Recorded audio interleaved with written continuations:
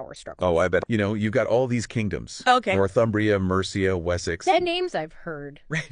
All vying for dominance. It's like a Game of Thrones. Right. But it's also a period of consolidation. So, So interesting. yeah, I mean, out of all that chaos, Mm-hmm. a more unified England starts to emerge.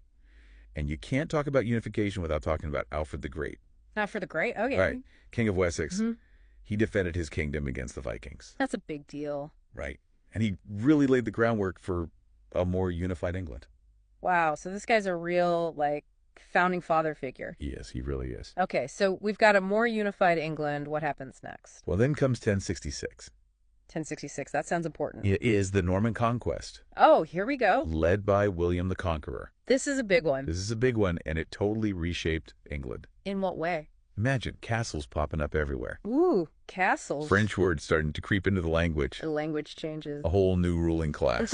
Whoa. Transforming English culture. I mean, that's a total shakeup. It is a total shakeup. That's incredible. And it really sets the stage for, England going forward. Yeah, it's like everything changes after this. It does. I mean, it creates winners and losers. Of course. It shapes the course of the nation for centuries. Wow. And we can still see that impact today, right? Oh, yeah. I mean, think about the Tower of London, Oh, yeah. Norman Castle, Yeah. a symbol of their power, Right. or how many French words we still use in English. Oh, it's crazy. Like this linguistic fusion happened. It did. It did. Well, that's wild. Yeah. But the English spirit of independence didn't die. No, good. So in 1215, Okay. a group of these barons, Those barons. they King John, forced him. they forced him to sign the Magna Carta. Magna Carta, I've heard of that. Right. And this document, What did it do? it limited the king's power, Whoa. and it established these fundamental principles of justice. That's huge. It's huge. So are we talking like the seeds of democracy here? We are. Wow. I mean, individual rights, due process of law, mm-hmm. the idea that even the king Even the king. is subject to the law. That's a radical idea at the time. It was a radical idea, and its Oh. influence went way beyond England. I bet.